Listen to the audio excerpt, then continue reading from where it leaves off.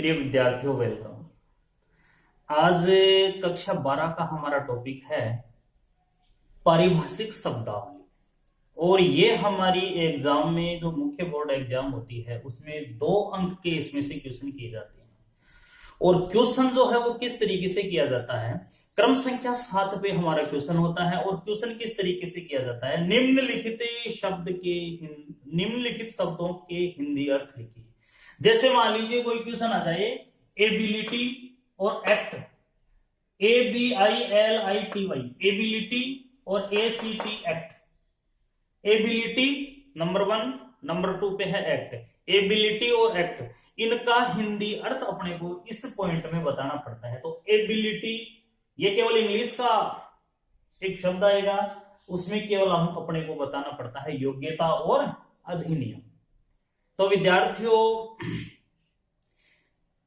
ए से लेकर के जेड तक मुख्य जो भी पारिभाषिक शब्दावलियां हैं, एग्जाम की दृष्टि से जो मुख्य पारिभाषिक जो भी शब्दावलियां हैं, उन सारी की सारी शब्दावलियों को हम बारी बारी से देखते हैं।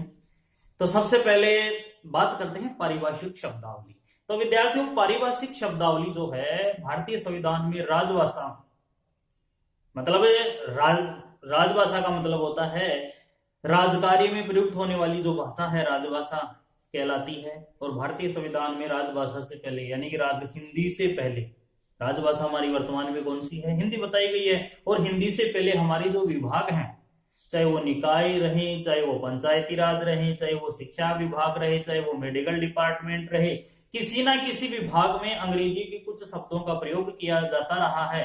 आज हम उन्हीं शब्दों के बारे में विचार करते हैं। तो कहने का मतलब है कि आज हम कुछ ऐसे पारिभाषिक शब्द, अंग्रेजी के ऐसे शब्द देखते हैं जिनका अर्थ क्या होता है और एग्जाम की दृष्टि से उनका क्या महत्व होता है। प्रश्न जो है अभी हमने बात की, प्रश्न ऐसा आएगा, क्वेश्चन नंबर 7 आएगा, 2 अंक का क्वेश्चन आएगा, 2 मीनिंग्स उसमें से आएगी।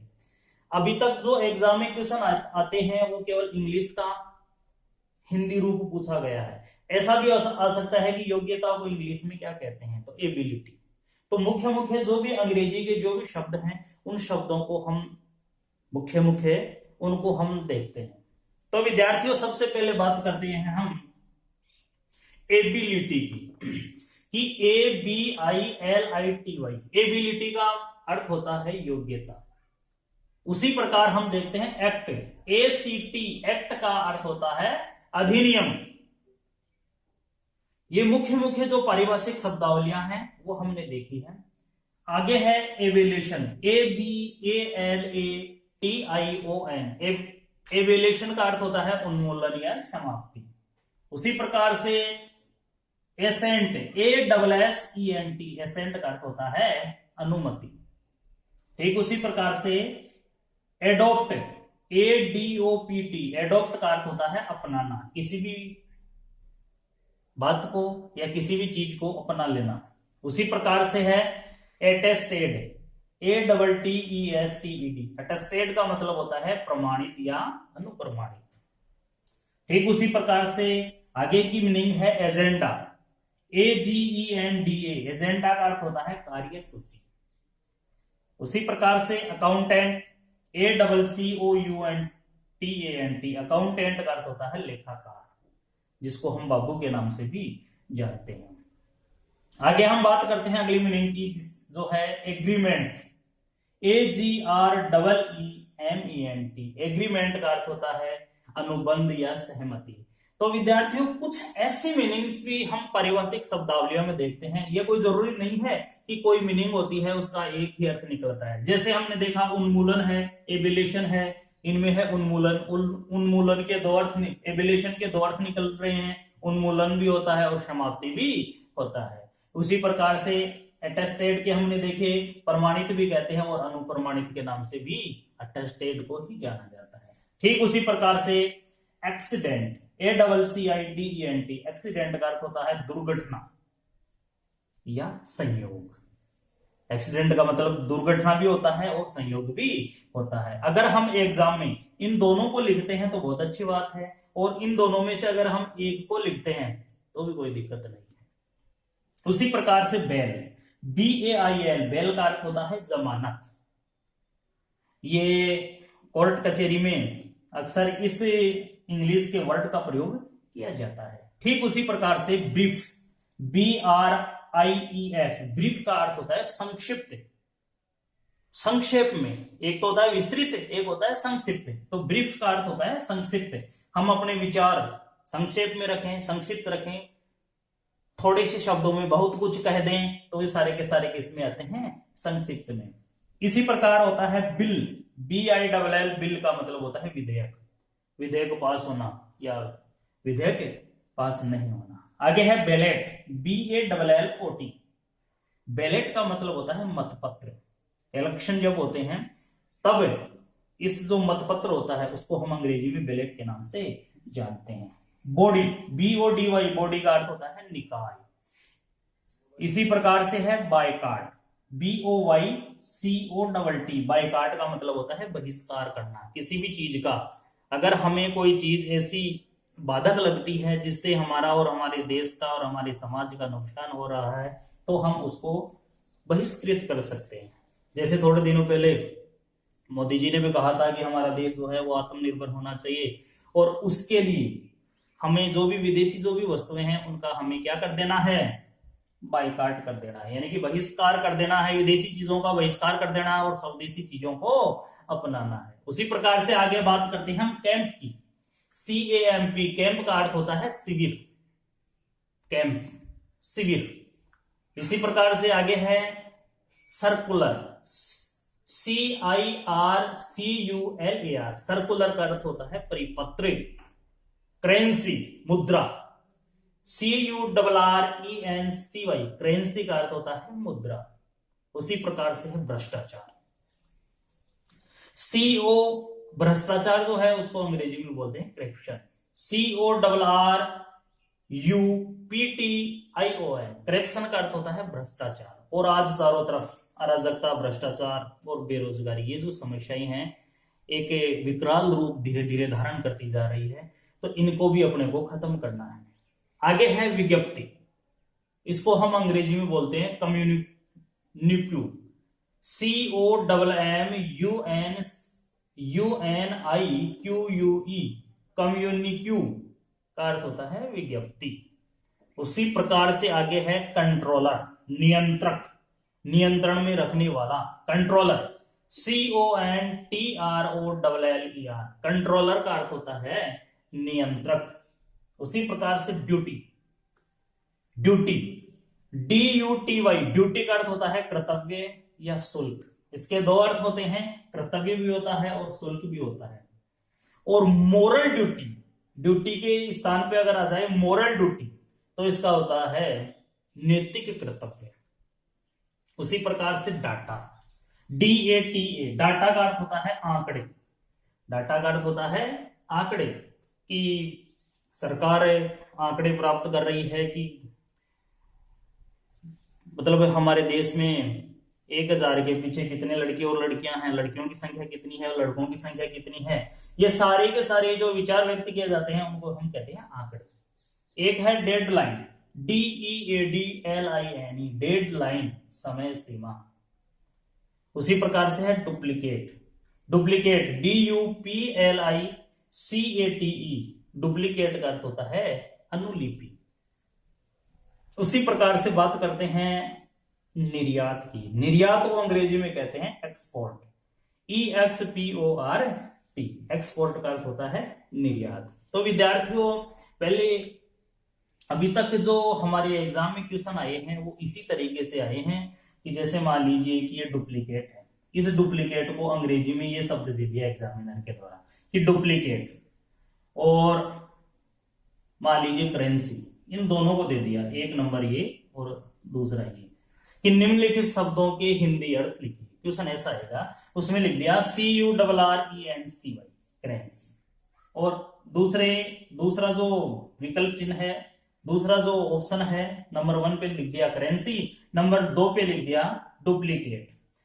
उस कंडीशन में हमें बीच वाले ये जो अक्षर है डुप्लीकेट और करेंसी, इनको नहीं लिखना पड़ता है। अगर ऐसा एग्जाम में आ जाता है करेंसी, CURRENCY, करेंसी आ जाता है तो हमें डायरेक्ट उसका अर्थ लिखना पड़ता है क्या, मुद्रा।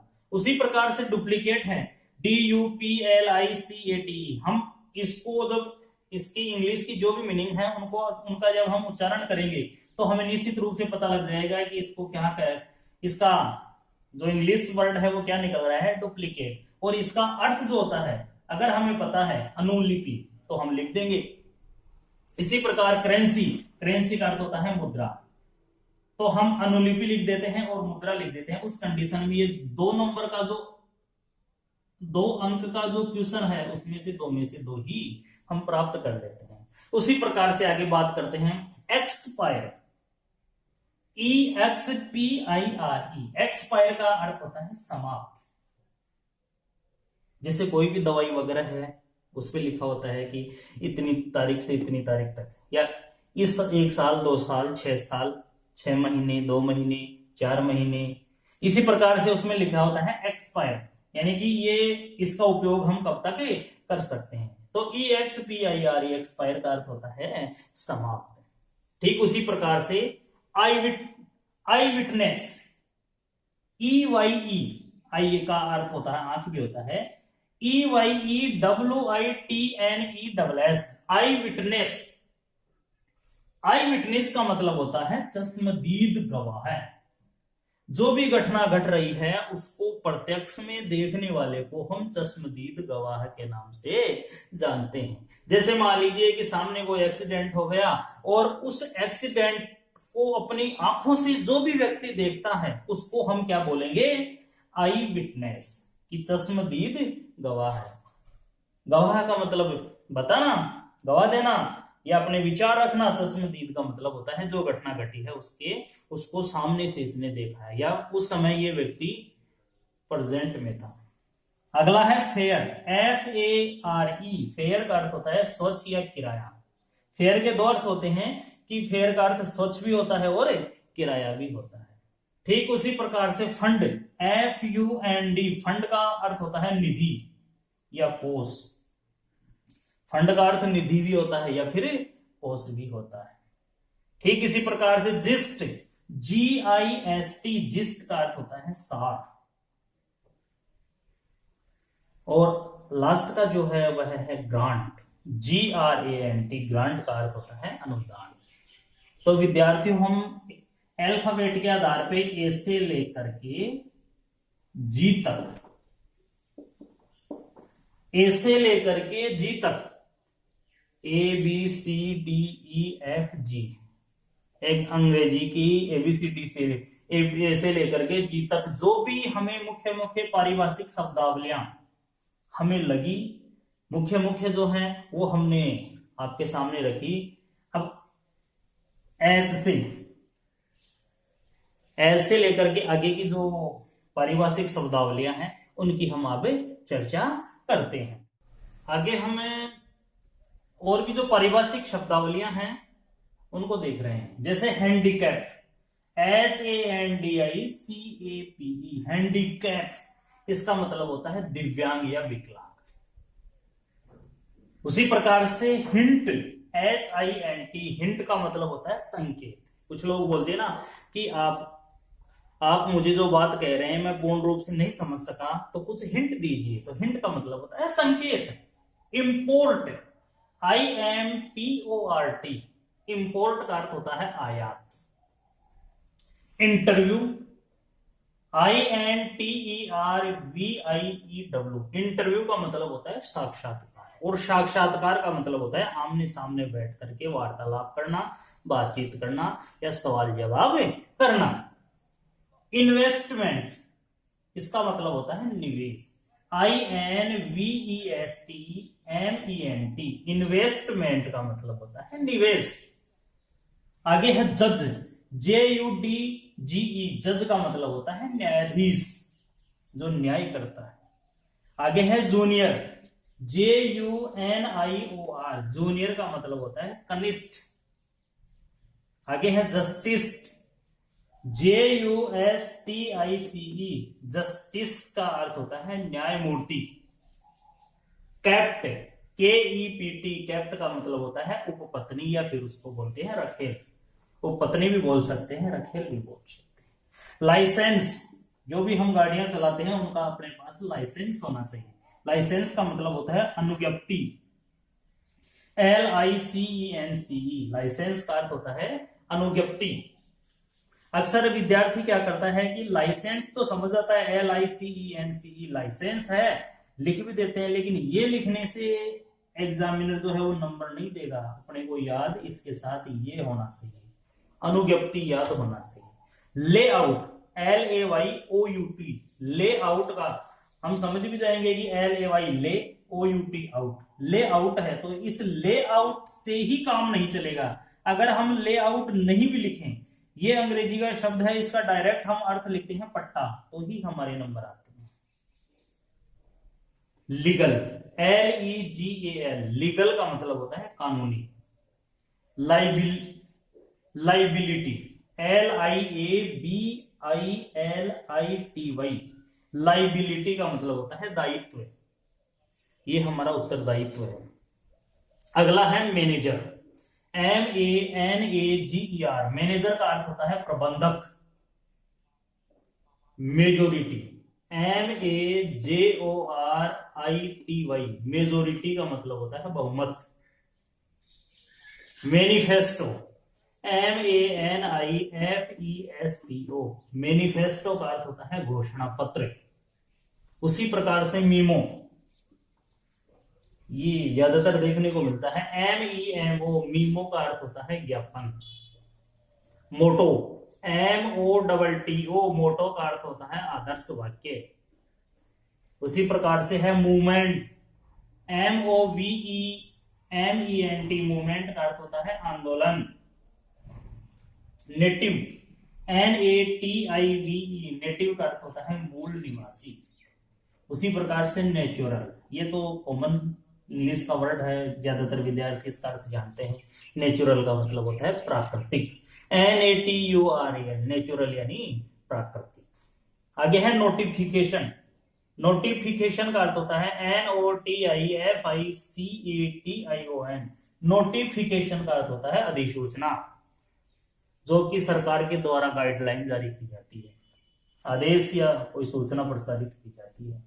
ऑब्जेक्शन, OBJECTION, ऑब्जेक्शन का मतलब होता है आपत्ति, और अंत का है ओके, OKEY, ओके का मतलब होता है शब्द ठीक।